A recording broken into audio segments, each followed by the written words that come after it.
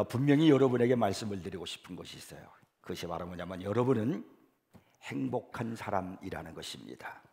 왜냐하면 하나님께서 그렇게 약속하고 말씀하셨기 때문입니다. 우리 예수님께서 마태복음 5장 3절부터 10절까지를 보면 그 유명한 팔복에 대한 말씀을 하고 있습니다. 주님은 8가지 복을 말씀하셨어요.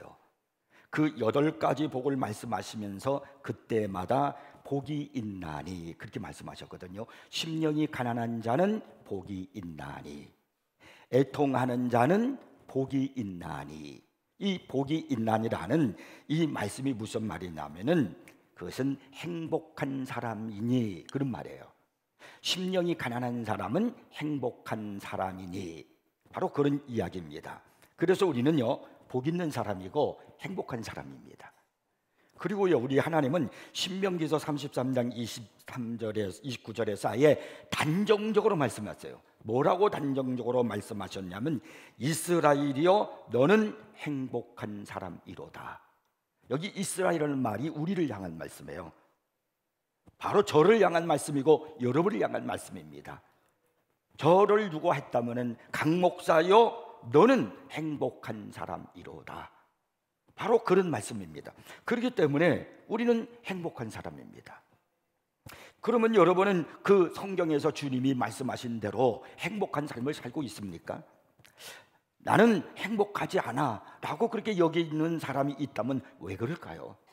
왜 나는 행복하지 않다라고 여기고 슬퍼하고 마음이 아파할까요? 신앙의 최대의 위기는 구원의 감사가 떨어지고 하나님의 은혜가 떨어지기 때문에 그렇습니다. 어느 날 스펄전 목사님이 막 엉엉 울고 계셨습니다. 그 아내가 놀라서 묻습니다. 여보 왜 이렇게 울어요? 무슨 일이 있어요? 그럴 때 이 스펄전 목사님이 하는 말이 오늘은 말이야 내가 아무리 생각을 해도 십자가를 생각을 해도 내 마음에 감동이 없어. 그래서 나는 울고 있는 것이야. 십자가에 대한 감동이 사라져서 이 스펄전 목사님이 울었다는 겁니다. 그렇다고 하면은 십자가의 감동이 사라진 그리스도인들이 이 시대에 얼마나 많을까요? 그러니까 신앙생활에도 감동이 없는 겁니다. 행복이 없는 거예요. 은혜가 메마른 사람은 또 얼마나 많을까요? 그래서 오늘도 답답한 것입니다. 그저 행복을 육신의 것을 채우는 것으로 생각하는 사람에게는 진정한 행복을 모르는 사람입니다. 에베소서 4장에서 6절까지를 교회론이라고 하는 말씀이라고도 하는데 거기에는 교회를 세우는 것, 어떻게 우리가 교회를 세워나갈 것인가 라는 말씀과 행복한 그리스도인이 되기 위한 지침의 말씀을 하고 있습니다. 오늘 저는 여러분에게 이 본문 말씀을 중심으로 해가지고 이 시대에 정말 우리가 어떻게 행복한 사람으로 살아갈 수 있을 것인가 하는 것에 대해서 말씀을 드리려고 합니다. 우리는 어떻게 행복한 사람으로 살아갈 수 있을까요? 첫째가 바로 뭐냐면 썩게 하는 말을 버리고 세워주는 말을 하는 것입니다. 에베소서 4장 22절부터 24절을 보면은 이런 말씀이 있어요. 너희는 유혹의 욕심을 따라 썩어져가는 구습을 따르는 옛사람을 벗어버리고 오직 너희의 심령이 새롭게 되어 하나님을 따라 의와 진리의 거룩함으로 지으심을 받은 새 사람을 입으라. 이 말씀은 그리스도인의 행복한 삶이 무엇인가를 첫 번째 지침으로 주시는 말씀이에요.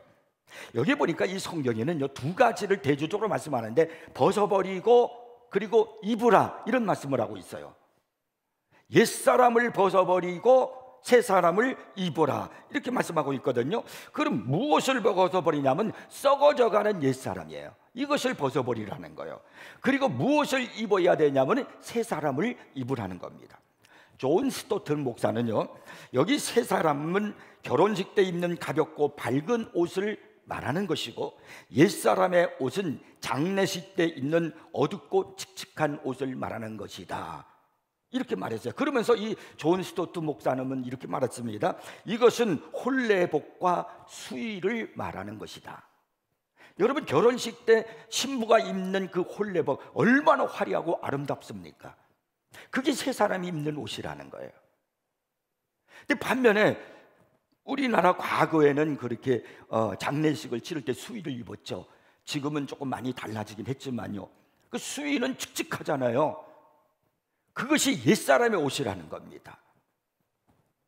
그러면서 그 본보기로 4장 25절에서 뭐라 그러냐면 거짓을 버리고 참된 것을 말하라 이렇게 말하면서 또 29절에서는 무릇 더러운 말은 너희 입 밖에도 내지 말고 오직 덕을 세우는데 소용되는 대로 선한 말을 하여 듣는 자들에게 은혜를 끼치게 하라 그랬습니다. 그리고 이 행복한 삶을 위한 첫 번째 지침이 바로 뭐냐면 선한 말을 하는 데 있다는 거예요.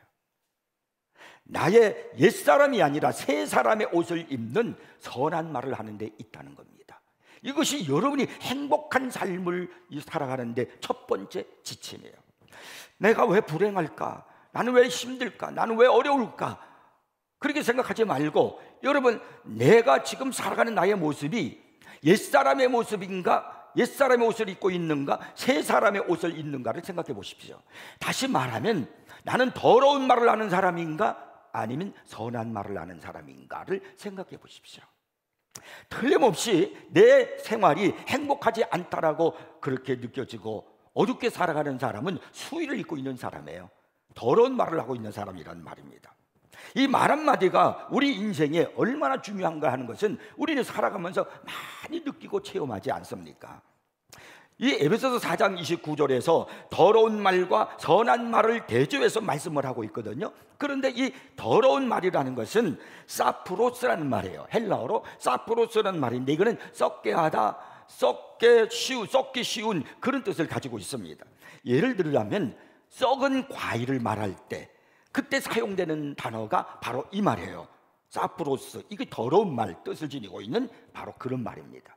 그러니까 더러운 말을 하지 말고, 이런 말은 썩게 하는 말을 하지 말고 라는 그런 말이에요. 여러분, 말이라고 하는 것은 얼마나 중요한지 몰라요. 이 말은 내가 하는 말 한마디가 그것이 썩게 할 수도 있고 세울 수도 있다는 거예요. 가정에서 내가 말 한마디를 하잖아요. 그 말 한마디가 더러운 말이 되잖아요. 그러면 사프로스가 되는 거예요.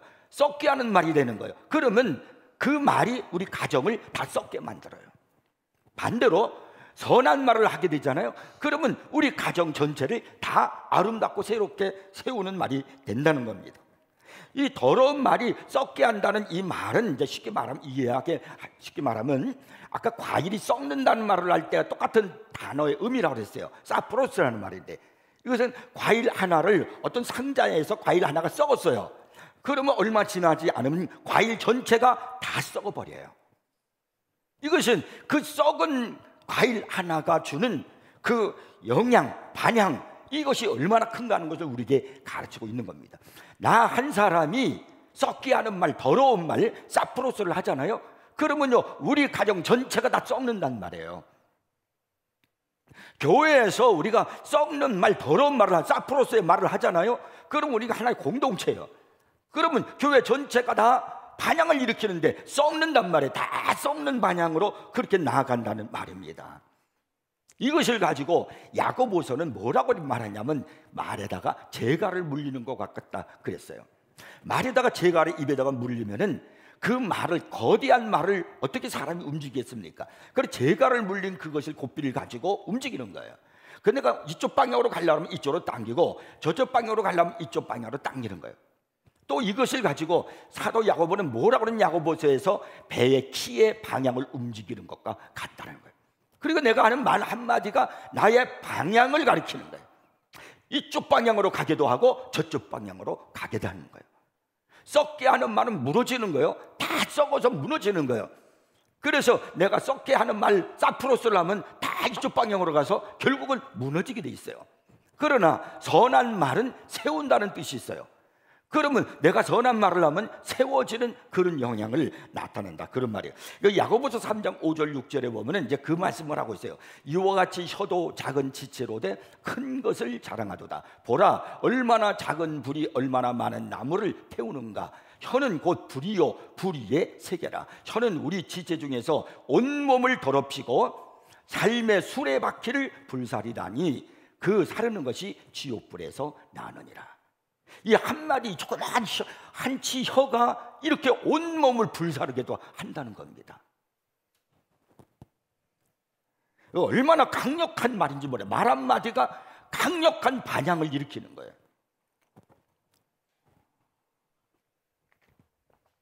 세계의 세계적인 독재자 히틀러, 그가 악하고 썩은 말을 함으로 말미암아 전 세계가 전쟁의 방향으로 그 세계가 막 휩쓸고 지나갔어요. 소용돌이를 일으켰어요. 그래서 세계 제2차 대전이 일어난 거예요. 그로 말미암아 얼마나 많은 사람들이 고통을 당하고 아픔을 당하고 많은 나라들이 전쟁의 폐허 속에서 어려움을 당했는지 모릅니다. 히틀러 한 사람의 그 말 한마디가 반향을 일으켜가지고 이런 결과를 전 세계를 일으키게 만든 거예요. 반면에 우리 주 예수 그리스도의 선한 말 한마디가 역사 전체를 통해서 어떤 단연한 사건보다 더 많은 사람들에게 더 많은 은혜를 주고 삶의 변화를 주고 소망을 주고 축복을 주었다는 거예요. 예수님의 말 한마디가 죽은 나사로를 살리셨어요. 예수님의 말 한마디가 물속에 빠져 죽어갈 수밖에 없는 베드로를 일으켜 세웠단 말이에요.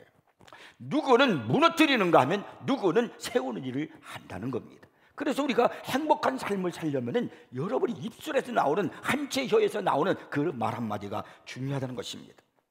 선하고 악한 말이 야기시키는 것이 어떤 것인가 하는 것을 우리가 분명히 알고 사셔야 됩니다. 우리가 이 악한 혀를 통제할 수 있도록 하나님의 도우심을 구해야 됩니다. 어떻게 할 수 있습니까? 하나님이 우리 마음에서 통제하시도록 나를 주님께 전적으로 맡기는 거예요. 에베소서 4장 29절을 다시 보면은 무릇 더러운 말은 너희 입 밖에도 내지 말고 오직 덕을 세우는 데 소용되는 대로 선한 말을 하여 듣는 자들에게 은혜를 끼치게 하라, 이렇게 말씀을 했어요. 29절에서. 그러고 난 다음에 이어서 30절에서는 이렇게 말씀해요. 하나님의 성령을 근심하게 하지 말라. 그 안에서 너희가 구원의 날까지 인치심을 받았느니라. 여러분 좀 이상하잖아요? 왜 은혜를 끼치게 하라, 선한 말에서 은혜를 끼치게 하라 하놓고선 성령을 근심하게 하지 말라라고 말씀하고 있어요. 그래서 어떤 학자는 이 30절의 말씀을 갑자기 삽입해 놓은 것처럼 보인다, 이렇게 말을 했습니다. 왜 성경은 선한 말을 하라고 하다가 갑자기 성령을 근심하게 하지 말라라고 했을까? 그것은 성령님은 계시의 영으로 우리를 교화하기 위해서 성령이 역사하는 가운데 가장 먼저 나타나는 중요한 것이 바라보면 인간의 언어가 바뀐다는 거예요. 사도행전 2장에 보면은 성령이 오심으로 말미암아 사람들이 인간의 혀가 바뀌었어요. 불의 혀같이 갈라지는 성령이 오심으로 그곳에 모인 모든 사람들이 혀가 달라졌다는 거예요. 그러니까 성령님은 하나님의 영으로서 우리를 교화시키기 위해서 우리의 언어를 축복해 주시는 분이다, 그런 이야기입니다. 마땅히 교회를 세우고 행복한 삶을 위하여 선한 말을 하면서 살아가야 할 우리 그리스도인들이 지체인 우리 서로 성도들을 쪼개고 나누고 그런데 악한 말을 사용한다면 당연히 성령님은 근심할 수밖에 없을 거예요. 여러분의 삶에 성령이 기뻐하시는 삶입니까? 성령이 근심하는 삶입니까? 우리 교회는 성령이 역사하는, 성령께서 열매를 맺게 하는 그런 교회입니까? 아니면 성령께서 근심하는 그런 교회입니까? 오늘 본문 18절에서 이런 말씀을 했어요. 술 취하지 말라, 이는 방탕한 것이니 오직 성령으로 충만함을 받아라. 술 취한 사람의 입에서 나오는 말이 은혜로운 말을 찾기가 쉽지 않을 겁니다. 술 취한 사람의 입에서 은혜로운 말을 찾아볼 수 있습니까? 술 취한 사람의 입에서 나오는 말은 거의가 다 더러운 말이고 악한 말일 수밖에 없습니다. 그래서 우리 말을 교화시키기 위해서 우리는 무엇보다도 성령 충만을 받으라는 거예요. 오늘날 인간관계의 많은 문제는 변화되지 못한 언어 때문에 오는 겁니다. 가정의 문제, 부부의 문제, 부모와 자녀의 문제, 국가 간의 문제, 심지어는 그리스도 안에서 성령으로 하나 되어야 할 우리 교회 안의 문제, 성도들의 문제, 전부 다 어디서 오냐면은 바로 변화되지 못한 언어에서 온다는 겁니다. 인간관계는 전부 다 이 말에서 오는 거예요. 어느 가정의 부인이 갑자기 죽었습니다. 요즘은 장례를 다 장례식장에서 치르지만은 옛날에는 가정에서 치렀습니다. 이제 모든 시간이 다 지나고 발인을 해야 하는 상황이 되었습니다. 그런데 문제는 그 관이 엘리베이터 안에 들어가지 않는다는 것입니다. 그래서 할 수 없이 장정 여러 명이 관을 들고 계단으로 내려가야 하는데 평경을 유지하면서 이 관을 들고 내려가기가 너무나 어려운 것이었습니다. 그래서 조심조심 관을 들고 계단을 내려가는데 아무리 조심을 해도 이 계단에서 코너를 돌 때마다 자꾸 이 관이 부닥치는 거예요. 또 덜컹덜컹 그럴 수밖에 없어. 부닥치니까 참 마음 아픈 일이 생겼습니다. 그렇게 조심조심 천신만고 끝에 1층을 내려왔는데 갑자기 관 속에서 사람의 소리가 들리는 겁니다. 부인이 깨어난 겁니다. 하도 관이 이리저리 부딪히는 과정에서 자극을 받았는지 깨어났어요. 그러니 어떻게 합니까? 다시 올라가자라서 올라왔습니다. 근데 부인이 자기 집에 들어가더니 숨 한 번 크게 몰아내시더니 또 죽었습니다. 그래서 다시 장례를 치러야 되니까 관을 들고 다시 내려가는데 갑자기 남편이 앞장을 서서 하는 말이, 내가 지진도 하겠다. 절대로 관이 부딪히지 않도록 해라. 무슨 얘기인지 이해하시겠죠? 이 인간이라는 거예요. 잠언서 18장 21절에 보니까 죽고 사는 것이 혀의 심에 달렸나니 혀를 쓰기 좋아하는 자는 혀의 열매를 먹으리라고 말씀합니다. 죽고 사는 것이 무엇이 달렸다고요? 혀예요. 말에 의해서 죽기도 하고 살기도 한다는 겁니다. 여기 혀를 쓰기 좋아하는 자는 혀의 열매를 먹으리라는 이 말씀은 긍정적으로 혀를 잘 쓰는 사람은 아름다운 열매를 누릴 수 있지만 부정적인 혀를 쓰는 자는 실패의 열매를 맺을 수밖에 없다, 그런 말입니다. 행복한 삶을 위한 첫 번째 지침, 바로 선한 말을 하는 데 있습니다. 그것이 세우는 거예요. 남편을 향해서 선한 말을 할 때 남편을 세우는 겁니다. 아내를 향해서 선한 말을 할 때, 은혜를 끼치는 말을 할 때 그 사람을, 아내를 세우는 거예요. 우리 교인들이 서로 모여서 말을 할 때마다 선한 말을 하고 은혜를 끼치게 하면 우리 세인교회가 자꾸 세워져 가는 줄로 믿으시기 바랍니다. 그래서 이것이 첫 번째 지침이에요. 행복을 위한 첫 번째 지침, 선한 말을 하는 거예요. 그 다음에 두 번째 지침이 무엇인가? 시테크를 잘해야 됩니다. 오늘 본문 16절을 보니까 이렇게 말씀을 하고 있어요. 세월을 아끼라, 때가 악하니라. 이 말은 본래 시간을 사들이라, 그런 뜻이에요. 고가의 가치 있는 물건을 사는 것처럼 시간을 사고 그것을 잘 축적하라. 그리고 그것을 그때마다 잘 사용해서 최대한 그것을 사용하라 하는 말이 세월을 아끼라, 때가 악하니라, 이 말 속에 들어있는 겁니다. 시간을 낭비하지 말고 시간을 주신 분의 의도를 따라서 그 시간을 최선을 다해서 선용하는 삶을 살라고 성경은 가르칩니다. 하나님은 인생들에게 많은 선물을 주십니다. 그러나 인생들에게 주신 선물 가운데 가장 공평한 선물 가운데 하나가 있다면 그것은 시간일 것입니다. 부유한 사람이나 가난한 사람, 건강한 사람이나 병든 사람, 유식한 사람이나 무식한 사람 알 것 없이 똑같이 하루에 24시간 그분은 우리에게 주셨습니다. 근데 이 똑같이 공급받은 24시간을 어떻게 사용하느냐에 따라서 우리의 삶이 결정된다는 겁니다. 사람들은 더 나은 삶을 위해서, 더 부유한 그런 인생이 되기 위해서 재테크를 합니다. 돈을 주고 주식을 삽니다. 또 부동산에 돈을 주고 사서 투자를 하는 거죠. 요즘은 가상화폐에다가 그걸 돈을 주고 사서 투자를 합니다. 이렇게 투자를 하는 거예요. 돈을 주고 사는 거예요. 왜? 그것이 더 올라갈 때, 값이 올라가면 더 자기가 재테크를 하는 거죠. 돈을 벌기 위해서. 근데 이상한 것은 사람들은 이렇게 부를 위해서는 투자를 하면서 시간을 위해서는 투자하지 않는다는 겁니다. 저는 그래서 이것을 시테크하라고 그렇게 말하는 겁니다. 어느 목사님이 쓴 글을 읽었습니다. 그분은 돈에 대한 예산을 세우는 것처럼 시간도 예산을 세워야 된다, 그렇게 말을 했습니다.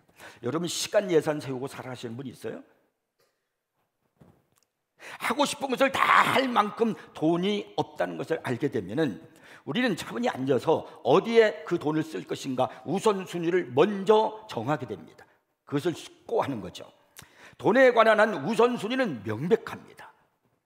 그 목사님은 부부가 하나님의 청지기답게 목사로서 살기로 그렇게 헌신하여 재정의 우선순위를, 그들이 가지고 있는 돈에 대한 우선순위를 제일 먼저 11조와 헌금에 두었다는 거예요. 그리고 나서 식비, 집세, 공공요금, 책값 등 그 경상비 예산을 따로 떼어놓고 이 필수 지출에 대한 예산을 세우고 난 뒤에, 그 다음에 어떤 데 갖고 싶은 것이 있을 수 있잖아요. 그런 것이 임시비 예산으로 세울 수 있다라고 그렇게 이제 말을 합니다. 좋아하는 식당에 가서 외식을 한다든지, 아니면 더 편리한 생활을 위해서 전자제품을 구입한다든지, 아니면 특별히 좋은 겨울 코트를 산다든지 하는 문제가 이 항목에서 논의되는 거예요. 임시비 예산에서. 이것은 살 수도 있고 안 살 수도 있는 거니까요. 재정관리에서 경상비와 이 임시비를 명확히 구분하지 않으면 결국은 그 인생은 빚진 인생이 돼요.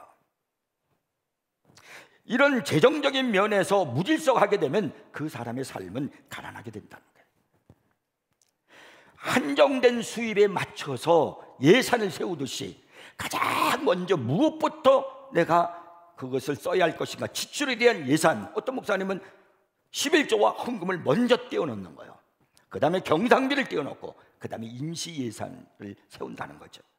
그렇다면 하나님이 우리에게 다 동일하게 24시간의 시간을 주었는데 그냥 아무 생각 없이 살아갑니까? 그 사람은요, 시간에 대해서 낭비를 했기 때문에 나중에 시간이 부족해서 문제가 생겨요. 행복한 삶을 살 수가 없어요. 같은 원칙으로 살아가야 된다는 거예요. 무질서한 사람은 먼저 예산 작성의 기본부터 배우라고 그렇게 말합니다. 이 말은 꼭 써야 할 경상비하고 싶은 일을, 또 내가 하고 싶은 일을 써야 하는 그 임시비 철저히 구분하라는 겁니다. 시간을 사용하는 일에 있어서 내가 가장 먼저 어떤 시간을 써야 할 것인가, 하나님 앞에 예배를 드리는 시간, 내가 성경을 보는 시간, 여러분 하루 중에서 내가 가장 중요한 시간이 있잖아요. 그걸 정해서 살아가는 것, 이것이 여러분 우리가 인생을 아름답고 행복하게 살아갈 수 있는 비결입니다. 예수님처럼 시간 관리에서 철저하신 분이 없습니다. 사복음서는요, 모두 주님이 친구와 적에게 둘러싸인 채 끊임없이 압박을 받고 계시는 모습을 기록하고 있습니다. 그분은 하시는 말씀마다 주시의 대상이 되었고, 하시는 행동마다 분석당했고, 그리고 하시는 몸짓마다 사람들의 입에 오르내렸어요. 사실상 예수님에게는 사생활이 없다고 해도 과언이 아닙니다. 우리 한번 예수님이 오늘 이 시대에 사셨다라고 하면은 어떤 모습일지 상상해 한번 보시기 바랍니다. 비행기를 타실까? 운전을 하실까? 아니면 기차를 타실까? 광고의 매력을 느끼실까? 현대기술 문명으로 가능하게 된 수많은 인간관계를 어떻게 유지할까? 방금 한 말이 불과 몇 초 사이에 전 세계에 퍼져서 내일 아침 신문에 머릿기사로 나오는 이런 시대에 우리 예수님은 어떻게 적응하실까? 그분이 살았던 세계는 훨씬 규모가 작았지만은 그분에게도 우리에게 익숙한 방해거리와 그리고 요구가 많았던 것을 찾아볼 수 있습니다. 하지만 예수님의 생애를 깊게 우리가 이렇게 주의 깊게 살펴보면은 그분이 서두르셨다거나 남을 따라잡아야 했다거나 불시에 기습을 당했다거나 그런 경우는 전혀 찾아볼 수 없습니다. 예수님은 개인 비서 없이도 공적인 시간을 잘 사용하셨을 뿐만 아니라 기도와 묵상을 위한 자기만의 시간과 제자 훈련을 위한 소수의 제자들과 함께 보낼 시간을 적절하게 할애하셨다는 겁니다. 다시 말하면 이 모든 것이 가능했던 것은 그분이 시간을 잘 다스렸기 때문이에요. 예수님은 짧은 생애를 사셨지만은 그 생애 동안에 시테크를 잘 하셨단 말입니다.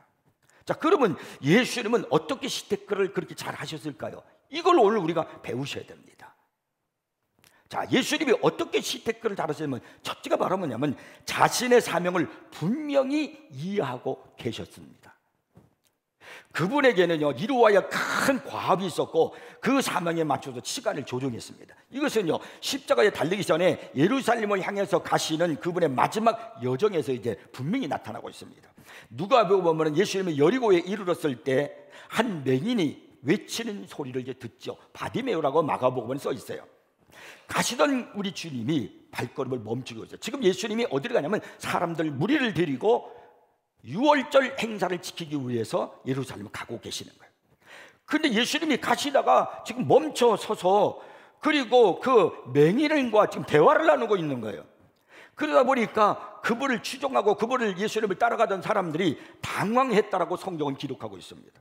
예루살렘까지 가려면 아직도 멀었는데 7시간 이상 더 멀리 가야 하는데 지금 가는 목적이 예루살렘 축제에 참여하기 위한 것인데 예수님은 왜 그런 것 개의치 아니하고 지금 왜 자꾸 여기서 지체를 하고 있는가 막. 그래서 주님과 함께 가고 있는 사람들이 막 짜증을 내는 거예요. 사실 그들의 관심은요, 단지 예수님께서 유월절 축제에 맞춰서 예루살렘에 도착하는 것에 머물러 있었지만은, 그러나 우리가 알 수 있듯이 예수님은 그것이 목적이 아니었습니다. 유월절 축제에 가는 것이 목적이 아니었습니다. 맹인처럼 불완전한 사람, 사회로부터 소외된 사람, 어려운 사람, 눈물 흘리는 사람, 이런 사람들을 어루만져주는 것이 예수님은 자신의 사명이라는 걸 알고 계셨어요. 그래서 예수님은 거기다가 시간을 투자하는 거예요. 다른 제자들은 그걸 모르기 때문에 빨리 유월절 이걸 참석하기 위해서 빨리 가야 되는데 예수님 왜 지치라는가, 이렇게 머뭇거림에 대해서 그들이 의아하게 생각하고 불평했지만 예수님은 사명이 유월절 행사에 참여하는 게 아니에요. 그래서 지체하신 거예요. 근데 이런 일이 있는지 얼마 지나지 않아 이번에 예수님께서 한 나무 밑에 멈춰 서셨습니다. 악명 높은 세리 삭개오를 부르기 위해서입니다. 돌무화과 나무에 올라가 있는 삭개오를 부르는 거예요. 삭개오라, 내려라. 그리고 삭개오와 함께 집에 들어가셨어요. 지금 빨리 가야 되는데 집에 들어가셨어요. 그리고 그와 함께 대화를 나누시고 식사도 하시는 것이었습니다. 그 예수님을 둘러싸고 있는 다른 무리들이 몹시 화를 내는 겁니다. 아니 지금 빨리 예루살렘에 가서 유월절 행사를 참여, 이러다가 못 들어가는 겁니다. 그리고 방해를 받고 있기 때문에 막 그들이 마음이 불편하고 화를 내는 거예요. 그리고 삭개오가 누구냐는 거예요. 유명한 악명 높은 사람 아니냐, 이거 죄인 아니냐는 거예요. 왜 그런 사람한테 이 시간을 소비하는가? 지금 그래서 주님과 함께 가는 무리들이 막 지금 마음의 불편함을 느끼고 있습니다. 군중의 관점에서 볼 때 우리 예수님은 시간을 허투루 쓰고 있는 것처럼 보였을 것입니다. 그러나 예수님의 관점에서 보면 가장 적절하게 시간을 쓰고 있는 거예요. 왜? 예수님은 그 일을 위해서 그것이 사명으로 오셨기 때문입니다. 그러니까 거기다가 예수님은 자신의 시간을 투자하는 거예요. 여러분은 어느 곳에다가 시간을 활용하고 있는 것인가를 생각해 보십시오. 지난 한 달 동안 살아오면서 어떻게 내가 시간을 활용했는가를 보시면 여러분의 주님을 향한 여러분의 마음, 신앙관을 알 수가 있습니다.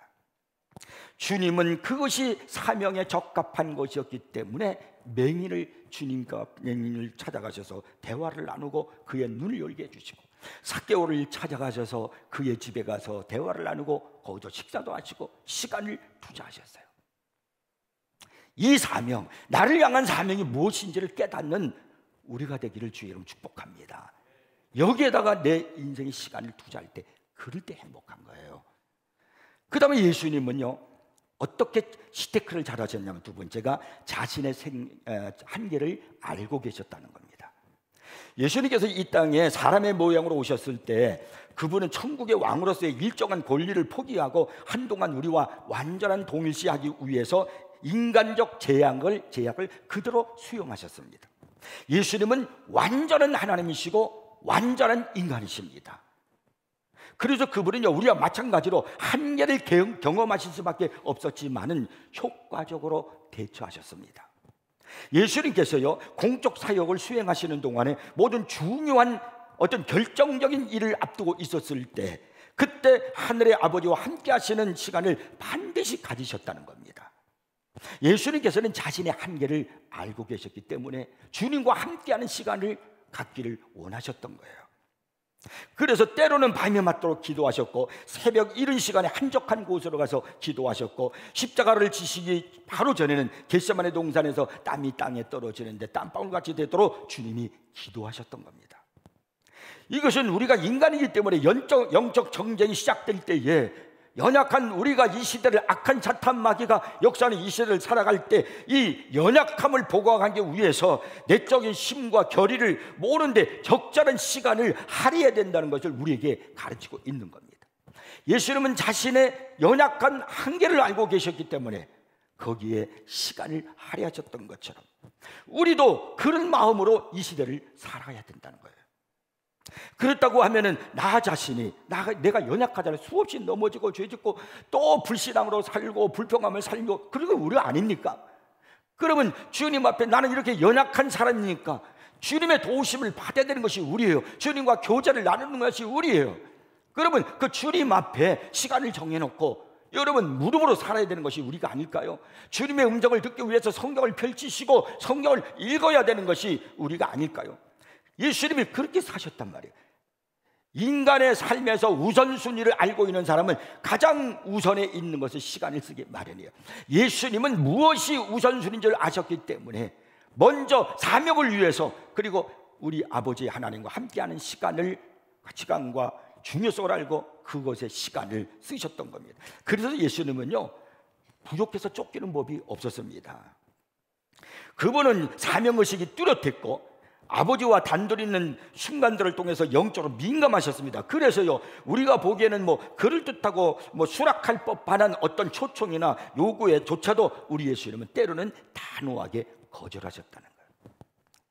엘튼 투르 블러드라는 사람의 책 중에 아직 낮을 때라는 그런 책이 있거든요. 이 책에 참 의미 있는 글을 써놨어요. 여러분 한번 들어보세요. 참 우리가 들을 만한 의미 있는 말을 했습니다. 공인은 많은 경우 언제든 사람들을 만날 여유가 있어야 하지만 숨는 법도 배워야 한다. 언제나 필요에 응할 수 있다면 그만큼 가치 있는 존재가 되지 못한다.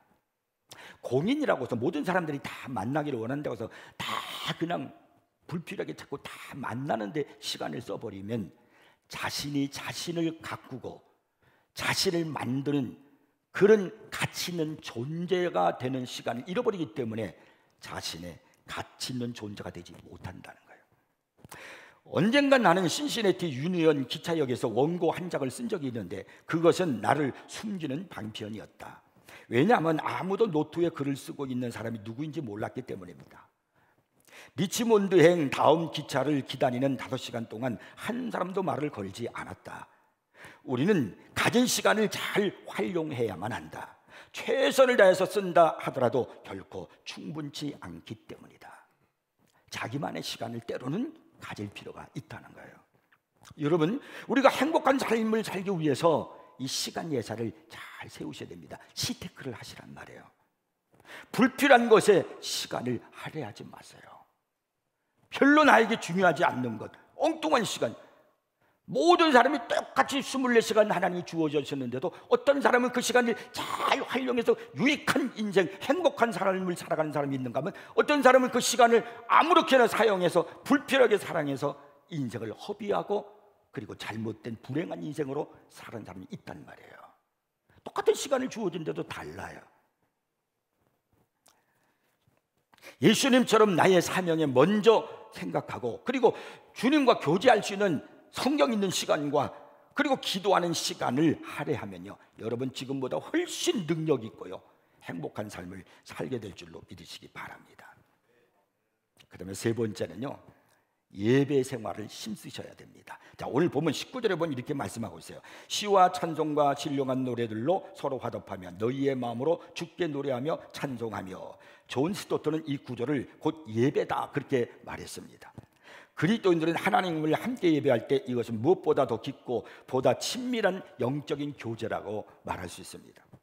이방 사람들이 막 술을 마시고 떠들며 파괴적으로 흥청대고 있을 때 우리 그리스도인들은 하나님을 찬양하는 것으로 목적을 삼고 기쁨으로 서로 한 공동체가 모여 예배를 드릴 때 얼마나 행복한 삶을 살게 됩니까? 그 모습을 너희의 마음으로 주께 노래하며 찬송하며 라고 성경이 말씀하는 겁니다. 우리는 예배드리기 위해서 구원받았다는 사실을 잊지 마십시오. 성경은요, 예배를 절대적 우선순위에 두고 있습니다. 예배는 선택사항이 아닙니다. 마태복음 4장 10절을 보면요, 예수님이 사탄의 유혹에 맞서서 물리치는 내용이 나오거든요. 거기에 신명기 6장 13절 말씀을 인용하셨어요. 사탄에게 이렇게 말씀했습니다. 주 너희 하나님께 경배하고 다만 그를 섬기라. 사탄이 예수님을 시험하는 그 과정에서 단호하게 주 너희 하나님께 경배하고 그리고 다만 그를 섬기라. 이게 무슨 말입니까? 너는 하나님 앞에 예배를 드려라, 그런 말이에요. 이 사탄에게만 아니라 모든 피조물을 향한 말씀이기도 하지만 주님께서 사탄을 물리치실 때 하는 말씀이 바로 그거예요. 주 너희 하나님께 경배하고 다만 그를 섬기라. 그러니까 가장 먼저 사탄에게도 하는 말이 뭐냐면 예배라는 거예요. 예배. 예배는 태초부터 있었던 것으로요, 아담과 하와가 창조되어서 이 세상에 존재하게 되었을 때도 하나님께 예배를 드렸습니다. 그들은 에덴 동산에서 하나님과 함께 거닐면서 예배를 드렸습니다. 그러니까 에덴 동산에서 예배를 드렸던 아담과 하와의 삶, 예배를 드렸던 아담과 하와의 삶, 얼마나 행복한 삶이었습니까? 마태복음 6장 33절에서 예수님은 이런 말씀하셨죠. 그런즉 너희는 먼저 그의 나라와 그의 의를 구하라. 그리하면 이 모든 것을 너희에게 더하시리라. 먼저 그의 나라와 그의 의를 구하라. 이 말씀이 뭡니까? 예배를 먼저 드려라, 그 말씀 아니겠습니까? 그러니까 먼저 예배를 드리는 삶을 살 때 이 모든 것을 더하겠다는 거예요. 이것은 우리의 행복한 삶도 포함되는 것입니다. 그러므로 예배의 삶이 행복한 삶을 만들어준다는 거예요. 여러분은 이거 얻고 저거 가지고 이렇게 하고 저렇게 하면 행복한 삶이 될 것 같지만 아닙니다. 진정한 인생의 행복과 만족은 하나님께로부터 오는 거예요. 그래서 예배를 드릴 때 우리가 행복한 삶을 살 수 있습니다. 시편 23편 3절부터 6절을 보면은 합당한 예배자의 모습과 그런 자에게 주시는 하나님의 은혜가 기록되어 있습니다. 여호와의 산에 오를 자가 누구며 그의 거룩한 곳에 설 자가 누구인가? 곧 손이 깨끗하며 마음이 청결하며 뜻을 허탄한 데 두지 아니하며 거짓 맹세하지 아니하는 자로다. 그는 여호와께 복을 받고 구원의 하나님께 의를 얻으리니 이는 여호와를 찾는 족속이요 야곱의 하나님의 얼굴을 구하는 자로다. 하나님의 인재에 들어갈 자가 누구입니까? 하나님과 가까이 갈 자가 누구입니까? 하나님께 복을 받을 자가 누구입니까? 시편 기자는 말합니다. 하나님 앞에 예배를 드리는 자라는 거예요.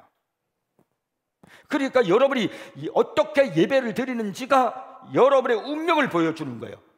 여러분이 어떻게 하나님 앞에 예배를 드리는지가 여러분의 행복한 삶을 보장해 주는 것입니다. 예배가 행복한 삶이라는 것을 잊지 마시길 바랍니다. 그래서 오늘 제가 여러분이 세 가지를 말씀드렸어요. 행복을 위한 세 가지 지침. 선한 말을 하세요. 세우는 말을 하세요. 스테이크를 잘하세요. 아무렇게나 잘하지 마시고요. 예배자로 사는 겁니다. 이 세 가지가 여러분의 인생을 바꿔요. 이제는 여러분 다르게 사셔야 됩니다. 하나님의 자녀답게 천국 백성처럼 살기를 주의 이름으로 축복합니다. 기도하겠습니다. 아버지 하나님 감사합니다. 오늘도 귀한 말씀을 주시니 감사합니다.